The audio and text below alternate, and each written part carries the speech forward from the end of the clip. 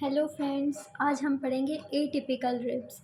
जैसे कि हमने पहले लेक्चर में टिपिकल रिब्स पढ़ा था जो कि थर्ड से लेकर के नाइन्थ तक होती है। आज हम पढ़ेंगे एटिपिकल रिब्स जो कि फर्स्ट टू रिब्स होती है और लास्ट की थ्री रिब्स होती है। तो फर्स्ट टू रिब्स में हम पढ़ेंगे फर्स्ट रिब और सेकंड रिब, और लास्ट थ्री रिब्स में हम पढ़ेंगे 10th रिब, 11th रिब और 12th रिब। तो हम फर्स्ट रिब से स्टार्ट करते हैं। तो फर्स्ट रिब का आइडेंटिफिकेशन की अगर हम बात करें तो जो हमारी फर्स्ट रिब होती है वो शॉर्टेस्ट होती है, ब्रॉडेस्ट होती है और मोस्ट कर्व्ड रिब होती है। इसकी जो शाफ्ट होती है फर्स्ट रिब की, उसमें कोई भी ट्विस्ट नहीं दिखाई देती है, ना ही उसमें कोई कोस्टल ग्रूव होता है। ठीक है, और इसमें एंगल भी नहीं होता है, और फर्स्ट रिब के हेड पे एक सिंगल फैसेट होता है। अगर हम फर्स्ट रिब की बात करें तो फर्स्ट रिब में जब हम ऊपर से नीचे तरफ जाते हैं तो वो हमें फ्लैटेंड दिखाई देती है। जब हम नीचे की तरफ जाएंगे तो हमें फ्लैटेंड दिखाई देने की वजह से इसमें हमें टू सरफेसेस दिखाई देती है, जो कि सुपीरियर सरफेस और इन्फीरियर सरफेस होगी। और इसमें दो बॉर्डर्स होती हैं, आउटर बॉर्डर और इनर बॉर्डर।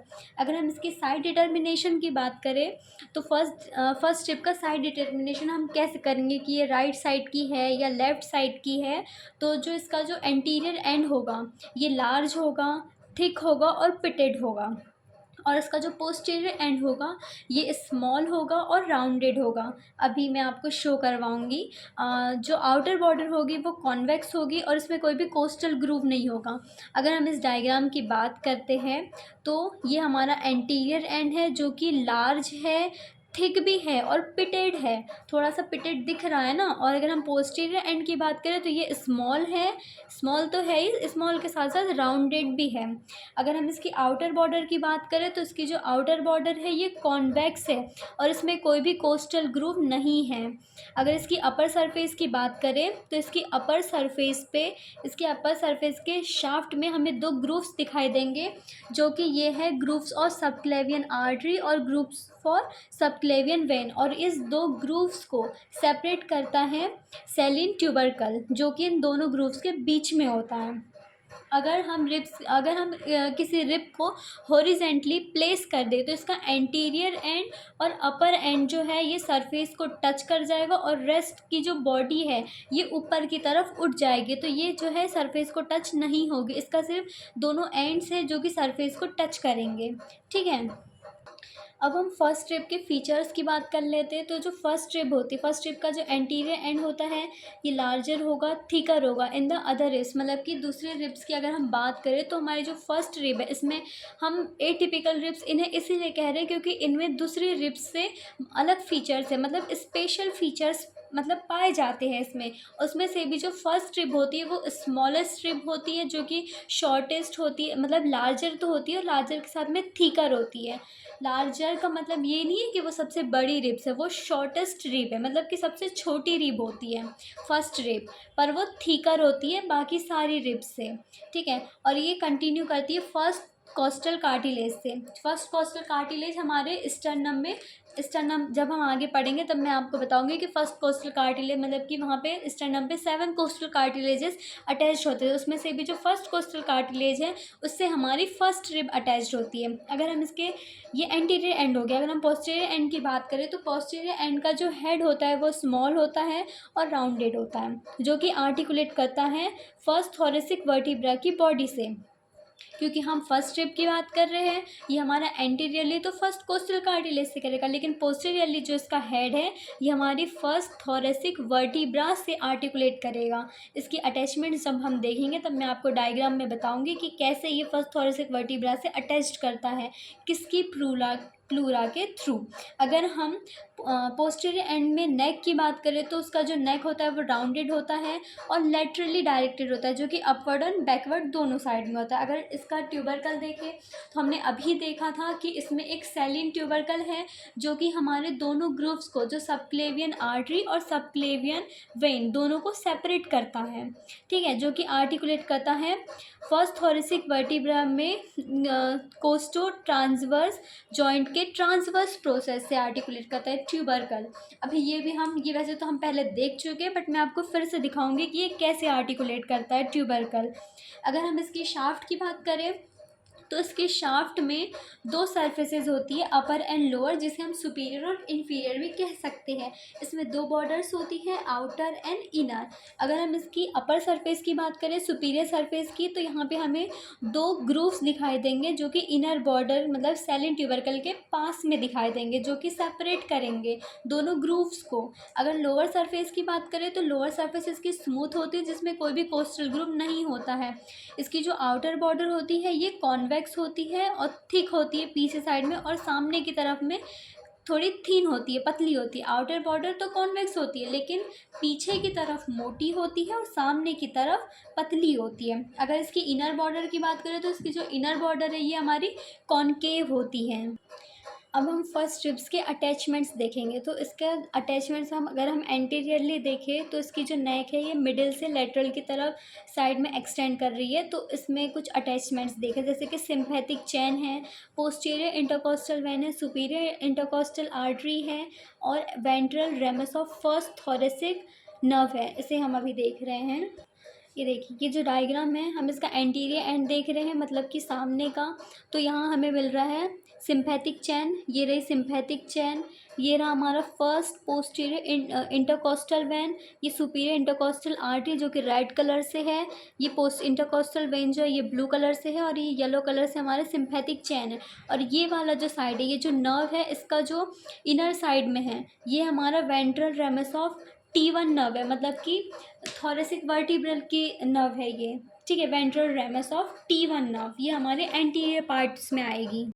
अगर हम यहाँ पे सुपीरियरली की बात करें कि नेक्स्ट सुपीरियरली किससे अटैच है, तो डिप सर्वाइकल वेसल से और एट्थ सर्वाइकल नर्व से। एट्थ सर्वाइकल नर्व हमने अभी देखी है, जो हमने देखा था ventral ramus of thoracic first thoracic nerve, इसी के जस्ट साइड में, मतलब इसी से अटैच्ड है हमारी एट्थ सर्वाइकल नर्व। ये रही हमारी वेंट्रल रेमस ऑफ C8, मतलब कि एट्थ सर्वाइकल नर्व, जो कि ये हमारी लॉन्ग वाली नर्व है वेंट्रल रेमस की। Now, the anterior groove on the superior surface of the shaft loaded the subclavian vein and the posterior groove loaded with the subclavian artery and the lower trunk of the brachial plexus। हमने अभी देखा है कि shaft में जो anterior groove है वहाँ पे एंटीरियर ग्रूव की सुपीरियर सरफेस पे सबक्लेवियन वेन की लोडिंग है और पोस्टीरियर ग्रूव में सबक्लेवियन आर्टरी की लोडिंग है, और जो लोअर ट्रंक है उसमें ब्रैकियल फ्लेक्सिस है। अगर हम शाफ्ट की अपर सरफेस की बात करें तो यहाँ पे सबक्लेवियस मसल्स का ओरिजिन है, कोस्टो क्लेविकुलर लिगामेंट्स का अटैचमेंट्स होगा हमारी एंटीरियर एंड, जो कि सबक्लेवियंस के पीछे एंटीरियर एंड से, वहाँ पे हमारा कोस्टो क्लेविकुलर लिगामेंट्स का अटैचमेंट्स होगा। सेनेटस एंटीरियर का इंसर्शन होगा सेलिन ट्यूबरकल में, और स्केलेनस मीडियस का जो इंसर्शन है ये हमारे ग्रूव के रफ एरिया के पीछे, जो कि सबक्लेवियन आर्टरी के पीछे जो है वहाँ पे हमारे रफ एरिया में सेलेनस मीडियस का इंसर्शन होगा। और सेलेनस एंटीरियर का जो इंसर्शन है ये हमारे सेलिन ट्यूबरकल में होगा। अगर हम लोअर सरफेस की बात करें शाफ्ट की, तो यहाँ पे ये कोस्टल प्लूरा से कवर होती है, जो कि रिलेटेड है outer border of small first intercostal nerve से, जो कि बहुत ही स्मॉल होता है। जैसे इस डायग्राम में देखिए, हमने यहाँ पे सिंपैथिक चैन देखा था, फर्स्ट पोस्टीरियर इंटरकोस्टल वेन देख लिया, इंटरकोस्टल आर्टरी देख लिया जो कि सुपीरियरली है, ये ट्यूबरकल है एक जो कि हमारे पोस्टीरियर एंड में है। हमने T1 नर्व देख लिया, हमने C8 नर्व देख लिया जो कि सर्वाइकल है। अब हमने जो बात की थी यहाँ ट्यूबरकल की, स्केलेन ट्यूबरकल जो है ये हमारे दोनों ग्रूव्स को सेपरेट करता है, और यहीं पे हमारी एक मसल है स्केलेनस एंटीरियर, इसका यहाँ पे इंसर्शन होता है। और जो हमारे स्केलेनस मीडियस है ये हमारे शाफ्ट के मतलब पोस्टीरियर एंड में यहाँ पे इंसर्शन होता है। सेरेटस एंटीरियर का भी इंसर्शन होता है जो कि आउटर बॉर्डर पे होता है हमारे इसके, और फिर लोअर ट्रंक पे ब्रैकियल फ्लेक्सिस का, और ब्रैकियल फ्लेक्सिस की ही दो ब्रांच है जो कि हमारे पोस्टीरियर एंड में जा रही है, जो एंटीरियर पार्ट में भी है और पोस्टीरियर पार्ट में भी है, जो कि थोरेसिक नर्व है और सर्वाइकल नर्व, दोनों की ब्रांचेस, जो दोनों ही हमारी ब्रांच है किसकी, ब्रैकियल फ्लेक्सिस की, जो कि शाफ्ट के लोअर ट्रंक से जा रही है। यहीं पे हमारे इसके एंटीरियर और पोस्टीरियर साइड में हमारे सबक्लेवियन वेन और सबक्लेवियन आर्टरी का ग्रूव है, जिनके बीच में सेलेनस ट्यूबरकल है। फिर हमारी सबक्लेवियस मसल्स हैं, और ये हमारे कोस्टोक्लेविकुलर लिगामेंट जो कि हमारे कोस्टल कार्टिलेज को और हमारी फर्स्ट रिब को अटैच्ड करके रखते हैं। अब हम आउटर बॉर्डर पे कुछ ओरिजिन्स देख लेते हैं मसल्स का। तो ये हमारी एक्सटर्नल इंटरकोस्टल मसल जिसका ओरिजिन होता है upper part of the first digitation of the serratus anterior. अभी हम देख करके आए हैं कि शाफ्ट में हमारे फर्स्ट डिजिटेशंस मतलब कि साइटस एंटीरियर के फर्स्ट डिजिटेशंस होते हैं जो कि सबक्लेवियन आर्टरी के जस्ट बिहाइंड होते हैं, ठीक है, जस्ट पीछे होते हैं। इसका जो थिक पोर्शन होता है आउटर बॉर्डर का वो कवर्ड होता है सेरेनस पोस्टीरियर मसल से। इसकी जो इनर बॉर्डर होती है ये अटैच होती है सुप्रा प्लूरल मेम्ब्रेन से, और इसका जो ट्यूबरकल है ये अटैच करता है लेट्रो कोस्टो ट्रांसवर्स लिगामेंट से। अगर हम फर्स्ट रिब की ऑसिफिकेशन की बात करें तो जो फर्स्ट रिब की जो ऑसिफिकेशन है इसमें वन प्राइमरी सेंटर जो है ये हमारे शाफ्ट में होता है और जो टू प्राइमरी सेंटर्स होते हैं ये हमारे ट्यूबरकल के हेड में होते हैं। ओके, इसके बाद हम सेकेंड रिब पढ़ेंगे।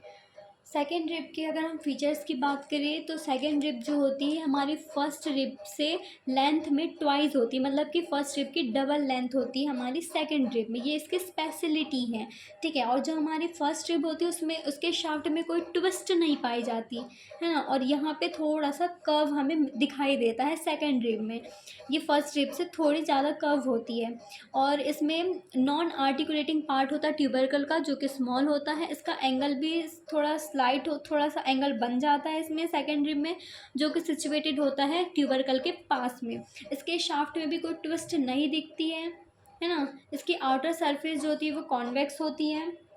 आउटर सरफेस कॉन्वेक्स होने के साथ जब ये इसका जो फेस जब फॉरवर्ड और डाउनवर्ड अपवर्ड और आउटवर्ड दोनों की तरफ बाहर और अंदर दोनों की तरफ ट्विस्ट कर जाता है। जब अगर हम मिडिल की बात करें तो इसमें यहाँ पे हमें लार्ज रफ ट्यूबरकल दिखाई देता है, जैसे कि ये एक सेकेंड रिब की डायग्राम है जो कि हमारे ये जो है ट्वाइस ऑफ द है फर्स्ट रिब, और इसके यहाँ कौन से पार्ट में हमें रफ सरफेस मिल रही है, रफ ट्यूबरकल मिल रहा है, ठीक है। नेक अगर हम मिडल पे आ रहे हैं, ये हम यहाँ से ट्विस्ट करके आए, ये मिडल पे हमें रफ ट्यूबरकल मिल रहा है, ये इसकी स्पेशलिटी है।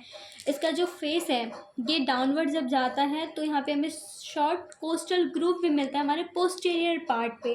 अगर हम पोस्टीरियर पार्ट की बात करें तो जो पोस्टीरियर पार्ट है वो अपर बॉर्डर से डिस्टिंक्ट होता है, मतलब कि इसमें दो लिप्स होते हैं, एक आउटर लिप होता है और एक इनर लिप होता है। जो आउटर लिप है वो जस्ट फ्रंट ऑफ द मतलब कि आउटर लिप जो है वो हमारे एंगल के मतलब कि जो हमारे ये जो रफ ट्यूबरकल है इसका जो एंगल है इसके जस्ट ऊपर होता है, ठीक है। ये हमारे सेकेंड रिब है। हमारे सेकेंड रिब में मतलब कि कोस्टल ग्रुप बहुत छोटा सा मिलेगा। इसके हेड पे दो फैसेट्स हमें दिखाई देंगे। अगर हम इसके अटैचमेंट्स की बात करें, इसमें अटैचमेंट्स जो है इसके रफ ट्यूबरकल पे मिलता है जो कि आउटर सरफेस पे यहाँ पे 1/2 digitations of the serratus anterior muscles का ओरिजिन हमें दिखाई देता है। और सेलनस पोस्टीरियर जो मसल है ये अपर बॉर्डर पे रिसीव होती है रफ पार्ट के, और यहाँ पे इस वाले मसल्स का इंसर्शन होता है।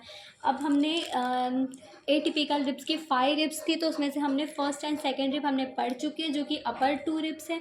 अब हम लोअर की 3 रिब पढ़ेंगे जो कि हमारी 10th रिब है, 11th और 12th रिब है। अगर हम 10th रिब की बात करें तो जो हमारी 10th रिब है वो उसके हेड में एक सिंगल मतलब कि वहाँ पे फैसेट जो है आर्टिकुलेट का वो सिंगल करेगा, मतलब कि एक ही फैसेट्स है उसमें, ठीक है, जो कि आर्टिकुलेट करता है अपर बॉर्डर। उसकी जो बॉडी है 10th जो हमारी 10th रिब है ये हमारे 10th थोरेसिक वर्टिब्रा से आर्टिकुलेट करेगी। तो जब इसे आर्टिकुलेट करेगी तो इसकी अपर बॉर्डर पे करेगी जो कि उसके फैसेट के पास में होगा, ठीक है। बस इतना ही है। और 10th रिब हमारी शॉर्ट होती है। अगर हम 11th एंड 12th रिब की बात करें तो सबसे पहला 11th रिब। तो जो हमारी 11th रिब है, 11th रिब एक लार्ज सिंगल, ठीक है, एक लार्ज सिंगल आर्टिकुलेट फैसेट मतलब कि फैसेट से आर्टिकुलेट करती है जो कि 11th थोरेसिक वर्टिब्रा मतलब कि पोस्टीरियरली अगर ये जा रही है तो अपने 11th थोरेसिक वर्टिब्रा से ही आर्टिकुलेट करेगी। 10th वाली 10th से करेगी, सेकंड वाली सेकंड से करेगी, फर्स्ट वाली फर्स्ट से करेगी, ठीक है। तो अब हम 11th रिब की बात करें तो 11th वाली अपने 11th थोरेसिक वर्टिब्रा से आर्टिकुलेट करेगी। इसमें थोड़ा सा एंगल बनेगा, इसके एंटीरियर एंड जो होगा 11th रिब का वो थोड़ा सा पॉइंटेड होगा।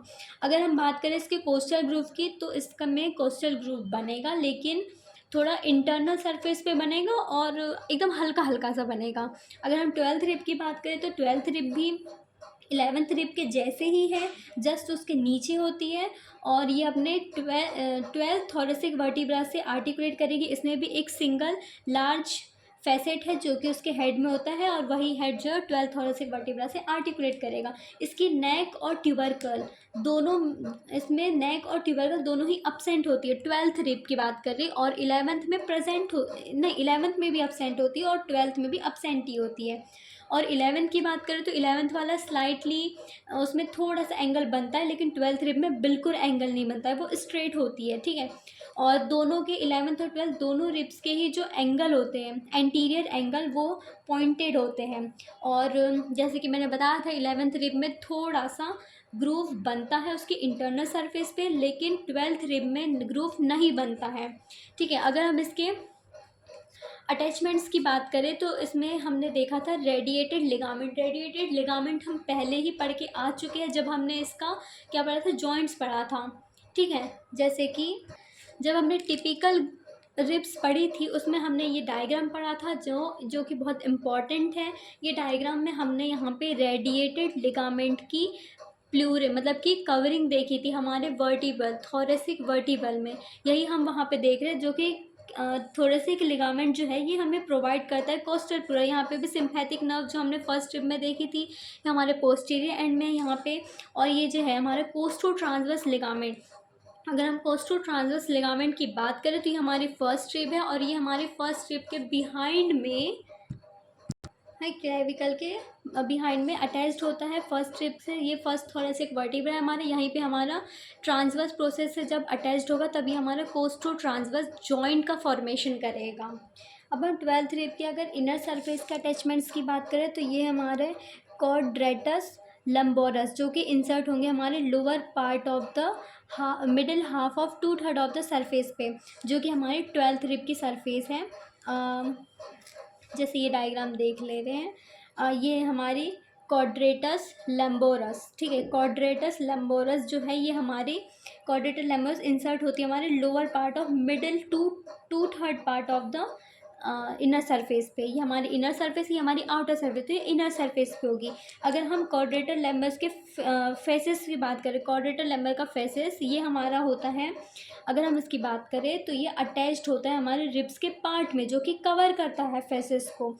और फिर है हमारी इंटरनल इंटरकोस्टल मसल, ये हमारी इंटरनल इंटरकोस्टल मसल्स हैं, ये अपर बॉर्डर पे इंसर्ट होती है। ये हमारी अपर बॉर्डर है, इसके जस्ट नीचे मतलब कि एकदम पास में हमारे इंटरनल इंटरकोस्टल मसल्स का इंसर्शन होता है।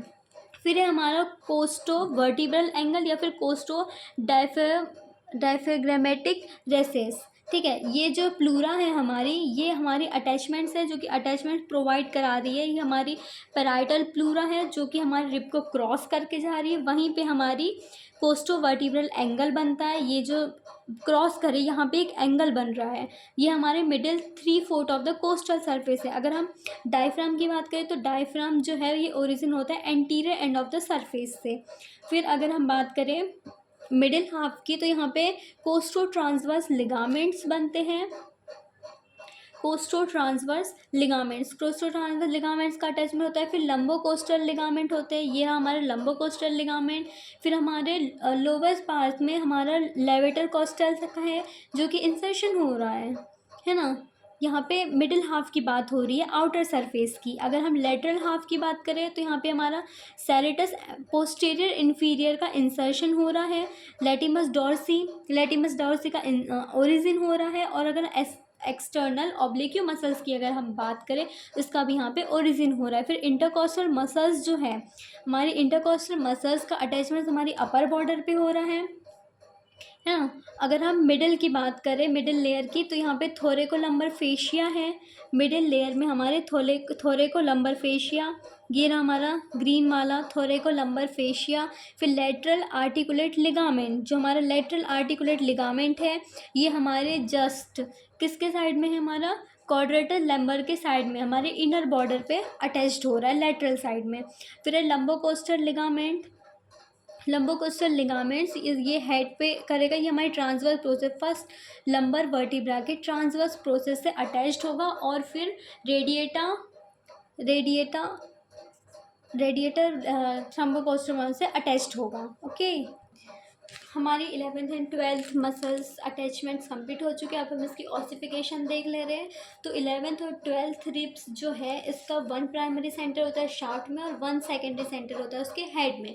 इसके बाद हम कोस्टल कार्टिलेजेस को भी इंक्लूड कर लेते हैं इसमें। तो हमारे जो कोस्टल कार्टिलेजेस होते हैं ये हमारे स्टर्नम से अटैच्ड होते हैं, मतलब स्टर्नम में ही होते हैं, क्योंकि जो हमारे कोस्टल कार्टिलेजेस हैं, हमारी जितनी भी रिब्स है वो सारी स्टर्नम से कोस्टल कार्टिलेज के थ्रू ही अटैच्ड हुई है।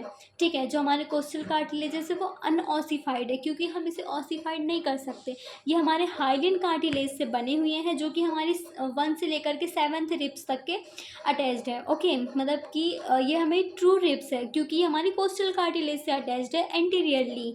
अगर हम मिडिल एंड की बात करें कोस्टल कार्टिलेज के, जो फर्स्ट 7 रिब है वो अटैच्ड होती है डायरेक्टली स्टर्नम से बाय द कोस्टल कार्टिलेजेस। और जो हमारी 8th 9th और 10th कार्टिलेजेस है ये आर्टिकुलेट करते हैं अपने दूसरे कोस्टल मार्जिन से, मतलब कि जो दूसरी उनकी रिब्स है, जैसे कि 8th वाली अपने 7th रिब के कोस्टल कार्टिलेज से अटैच होगी, फिर ये अपने हायर कार्टिलेज से अटैच होते रहते हैं। फिर जो कार्टिलेज है 11th और 12th रिब का ये स्मॉल होता है, इनके जो एंड्स होते हैं वो फ्रीली लाई करते हैं मसल से, जो कि एब्डोमिनल वॉल में करते हैं। The direction of the coastal cartilages is variable. As the first coastal cartilage approaches the sternum, it descends a little. The second cartilage is horizontal. The third ascends slightly. The remaining coastal cartilages are angular. They continue the downward course of the rib, and some distance they run upward to the ridge, either the sternum, for the next higher coastal cartilages. अगर हम बात करें costal cartilage की तो ये variable होते हैं। इसका जो फर्स्ट कोस्टल कार्टिलेज जो है वो अप्रॉक्स स्टर्नम से अटैच होता है, जो कि डिसेंड करता है, थोड़ा ही डिसेंड करता है। जो हमारा सेकंड कार्टिलेज है वो हॉरिजेंटली लाई करता है।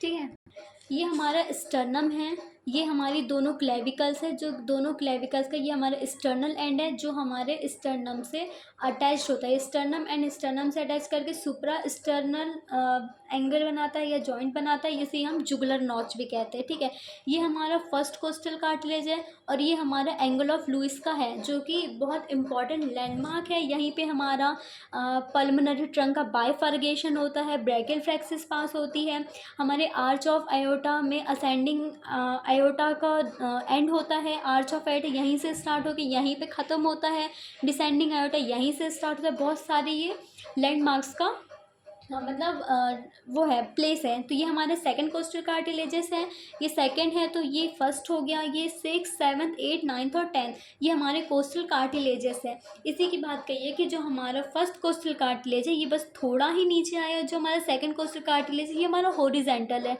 ठीक है, ये हमें थोड़ा सा एंगुलर लिख रहा है क्योंकि इसे क्लेविकल को अटैच करना है, मतलब कि पकड़े रखना है। और फिर ये जो सेकेंड वाला ये हमारा पूरा स्ट्रेट है तो इसे हम हॉरिजेंटल कह देते हैं। उसके बाद में जो थर्ड वाला है कोस्टल कार्टिलेज ये थोड़ा सा झुका हुआ है तो इसे हम स्लाइटली असेंड कहेंगे। ठीक है, और जो बचे हुए कोस्टल कार्टिलेजेस है ये हमारे कुछ डिस्टेंस पे है, जो कि सेम डिस्टेंस पे है, थोड़े थोड़े दिख नहीं रहे हैं इस डायग्राम में, बट है तो सेम डिस्टेंस पे है, जो कि ऊपर की तरफ जाते हैं और ये अपनी हायर कोस्टल कार्टिलेजेस में अटैच्ड होते हैं। अगर हम कोस्टल कार्टिलेजेस की अगर हम बात करें तो इसकी 2 सरफेसेस होती है। ठीक है, एंटीरियर और पोस्टीरियर। ठीक है, इसकी 2 बॉर्डर्स होती है, सुपीरियर और इन्फीरियर, और इसकी 2 एंड्स होते हैं, लेटरल एंड और मिडिल एंड। ठीक है, अगर हम इसकी अटैचमेंट्स की बात करें, एंटीरियर सरफेस की अटैचमेंट्स देख लेते हैं। हमें सब सारे सरफेसेस के पहले हम एंटीरियर सरफेस का देखेंगे, फिर पोस्टीरियर का, फिर बॉर्डर्स का देखेंगे और फिर एंड्स का देखेंगे। तो अगर हम एंटीरियर सरफेस की बात करें तो एंटीरियर सरफेस की जो फर्स्ट कोस्टल कार्टिलेज है वो आर्टिकुलेट करते हैं क्लेविकल से। अगर वो क्लेविकल से आर्टिकुलेट करें तो वो स्टर्नोक्लेविकुलर जॉइंट्स बनाएंगे, जो कि हमारी जुगुलर नॉच है। तो हमें यहाँ पे स्टर्नोक्लेविकुलर क्लेविकुलर आर्टिकुलर डिस्क दिखाई देगी। ठीक है, अगर हम कैप्सूल जॉइंट की बात करें तो स्टर्नोक्लेविकुलर जॉइंट दिखाई देगा हमें, और कोस्टोक्लेविकुलर लिगामेंट्स भी होगा, और यहाँ पे सबक्लेवियल मसल्स का इंसर्शन भी होगा, ओरिजिन होगा। अगर हम सेकंड से सिक्स्थ कोस्टल कार्टिलेजेस की बात करें तो यहाँ पे पेक्टोरलिस मेजर का ओरिजिन होगा, और जो रिमेनिंग कार्टिलेज है वो पार्शियली अटैच्ड होंगे कुछ फ्लैट मसल्स से, जो कि हमारी एब्डोमिनल वॉल के एंटीरियर एब्डोमिनल वॉल की मसल्स है। अगर हम इंटरनल ऑब्लिक मसल्स की बात करें तो हमारे 8, 9 और 10 ये इससे इंटरनल ऑब्लिक मसल से अटैच होंगे, और जो फिफ्थ, सिक्स और सेवन्थ कार्टिलेज है हमारे रेक्टस एब्डोमिनिस मसल से अटैच्ड होंगे। जैसे कि आप यहाँ पे देख रहे हैं कि ये जो हमारा फर्स्ट है, ये यहाँ पे हमारा फर्स्ट रिब है। फर्स्ट रिब की यहाँ पे स्टर्नो क्लेडोमेस्टोइड मसल्स है, यहाँ पे स्टर्नल हेड है, तो यहीं पे हमारा स्टर्नो क्लेविकुलर लिगामेंट्स है जो कि हमारे क्लेविकुलर स्टर्नम से अटैच्ड होगा। यहीं पे हमारा जॉइंट बन रहा है स्टर्नो क्लेविकुलर जॉइंट, यहीं पे हमारे सब क्लेवियन मसल्स भी है। अगर हम सेकेंड से सिक्स्थ की बात करें, सेकेंड, थर्ड, फोर्थ, फिफ्थ और सिक्स्थ, ठीक है, यहाँ पे हमारी पेक्टोरलिस मेजर मसल्स का इन ओरिजिन है, ठीक है। और फिर जो रिमेनिंग बच गई है हमारी, जो यहाँ पे शो नहीं हो रही है ना, एट्थ, नाइन्थ और टेंथ, यहाँ पे 8, 9 और 10 मसल है वो हमारे इंटरनल ऑब्लिक मसल से है। और जो हमारी फिफ्थ, सिक्स और सेवन्थ है ना, फिफ्थ, सिक्स और सेवन्थ, ये जो मसल्स है हमारी रेक्टस एब्डोमिनिस मसल से एंटीरियरली अटैच्ड है। अगर हम पोस्टीरियर की बात करें तो पोस्टीरियर में हमारे स्टर्नो हायोइड मसल्स का ओरिजिन होगा, जो यहाँ पे अभी शो नहीं हो पाएगा इस डायग्राम में, बट लेट वी ट्राई। तो जो हमारा पोस्टीरियर एंड है पोस्टीरियर एंड में स्टर्नोथायरॉइड मसल्स का ओरिजिन होगा, और सेकेंड से सिक्स कार्टिलेज जो ये रिसीव होंगे इंसर्शन, मतलब कि स्टर्नोकोस्टेलिस मसल्स का इंसर्शन होगा सेकेंड से सिक्स कोस्टल कार्टिलेजेस में। अगर हम सेवन्थ से ट्वेल्थ कार्टिलेज की बात करें तो यहाँ पे हमें ट्रांसवर्स एब्डोमिनस और डायफ्राम की कुछ मसल्स का अटैचमेंट हमें दिखाई देगा। अगर हम बॉर्डर्स की बात कर ले तो सुपीरियर और इन्फीरियर दो बॉर्डर्स होती हैं। तो बॉर्डर जो है यहाँ पे इंटरनल इंटरकोस्टल मसल्स और एक्सटर्नल इंटरकोस्टल मसल्स के स्पेस, मतलब यहाँ पे इंटरनल और एक्सटर्नल इंटरकोस्टल मसल्स का अटैचमेंट्स दिखाई देगा हमें सुपीरियर और इन्फीरियर बॉर्डर पे। जो हमारी सेवन्थ से नाइन्थ तक के जो कार्टिलेज है ये एक दूसरे के पॉइंट से आर्टिकुलेट करेंगे, और इसमें बहुत सारी कन्विसिटी हमें दिखाई देगी जहाँ पे साइनोवियल जॉइंट का फॉर्मेशन होगा। अगर हम लेटरल एंड की बात करें तो जो लेटरल एंड है, लेटरल एंड मतलब कि इच कार्टिलेजेस का, हर एक कार्टिलेज का जो लेटरल एंड है वो प्राइमरी कार्टिलेजियस जॉइंट का फॉर्मेशन करेगा। और अगर हम मिडिल एंड की बात करें तो मिडिल एंड में फर्स्ट कार्टिलेज है, जो फर्स्ट कार्टिलेज है वो अपने प्राइमरी कार्टिलेजिनियस जॉइंट से होगा मैन्यूरम से, तो वहाँ पे कार्टिलेजिनियस जॉइंट होगा। और जो सेकेंड से सेवन्थ कार्टिलेज तक के का जो जॉइंट होगा वो हमारा साइनोवियल जॉइंट होगा। और एट्थ, नाइन्थ और 10 ये जो है ये अपने हायर कार्टिलेजेस से अटैच्ड है, इसलिए यहाँ पे भी हमारा साइनोवियल जॉइंट ही होगा। अगर हम टेंथ कार्टिलेज की बात करें तो टेंथ कार्टिलेज वो अपने यूनाइटेड नाइन्थ कार्टिलेज से फाइब्रस जॉइंट बनाएगा, टेंथ वाला नाइन्थ से बनाएगा तो ये फाइब्रस जॉइंट बनाएगा। अगर हम 11th और 12th कार्टिलेजेस की बात करें तो इसका जो पॉइंट होगा ये फ्री होगा यहाँ पे, क्योंकि ये किसी से अटैच नहीं हो रहे हैं इसलिए ये फ्री है, तो यहाँ पे कोई जॉइंट का फॉर्मेशन नहीं होगा। अगर हम कोस्टल कार्टिलेज की एनाटमी की बात करें, क्लिनिकल एनाटमी की, जो कि मतलब कि एग्ज़ाम पॉइंट ऑफ व्यू से बहुत इंपॉर्टेंट है, क्योंकि अगर हम BD चौरसिया पढ़ रहे हैं यहाँ पे हमें क्लिनिकल एनाटमी किससे हमें क्या इफ़ेक्ट पड़ सकता है किसी बोन का। अगर हम रिब्स की बात कर रहे हैं तो जो रिब्स है इसका मैंने आपको पहले बताया था कि जो रिब्स होती है इसका मोस्ट कॉमन इसका अप्लाइड एस्पेक्ट्स की अगर हम बात करें तो जो रिब्स का एंगल होता है वो बहुत ज़्यादा विक होता है, तो जो सबसे ज़्यादा चांसेस होते हैं एंगल मतलब कि रिब्स का एंगल से फ्रैक्चर होने, क्योंकि वो ब्रेक हो जाती है अपने एंगल से, तो वो बीच से टूट ही जाती है। कुछ 0.5% जो होते हैं जो कि सर्वाइकल रिब से ऑक्योर होते हैं, जो कि आर्टिकुलेट करते हैं फर्स्ट रिब में, जो कि उसका फ्री एंड होता है।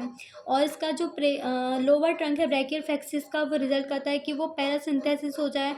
इसकी जो मिडिल बॉर्डर है फोर आर्म की, वो wasting intrinsic muscles of the hands, इन सब में मतलब कि यहाँ पे पैरास्थेशिया हो जाता है। अगर रैकेट्स की बात करें तो रिब्स भी बहुत मतलब रोल प्ले करती है कि अगर रैकेट्स हो जा रहा है तो inadequate mineralisation of the bone matrix the growth platelets due to the increase bone reabsorption. अगर रैकेट्स हो रहा है तो इनएडिक्वेट मैनर में जो मिनरलाइजेशन है बोन का, जो ग्रोथ प्लेट्स है वो बहुत ज़्यादा इंक्रीज जाएगा और बोन्स का रीएब्जॉर्प्शन स्टार्ट हो जाएगा ड्यू टू डिपोजिशन ऑफ अनमिनरलाइजेशन, क्योंकि यहाँ पे मिनरलाइजेशन हो रहा है तो यहाँ पे अनमिनरलाइजेशन का डिपोजिशन स्टार्ट हो जाएगा, तो वहाँ पे रीअब्जॉर्प्शन स्टार्ट हो जाएगा। तो ये हमारे थोड़े से केज में होता है, ठीक है। So thank you guys. इस वीडियो में हमने मतलब कि एटिपिकल रिब की पूरी 5 रिब्स पढ़ी, उनके अटैचमेंट्स पढ़े, उनके स्पेशल फीचर्स पढ़े, देन हमने कोस्टल कार्टिलेजेस पढ़े, कोस्टल कार्टिलेजेस का इंट्रोडक्शन पढ़े, देन उनके अटैचमेंट्स पढ़े। अटैचमेंट्स में भी हमने उनकी एंटीरियर सरफेस, पोस्टीरियर सरफेस, उनके दोनों बॉर्डर्स, सुपीरियर और इन्फीरियर दोनों border, lateral end, middle end, उनकी क्लिनिकल एनाटमी, और हमने इनके ऑसिफिकेशंस भी देखे बोन्स के। So I hope you can enjoy this. So thank you so much.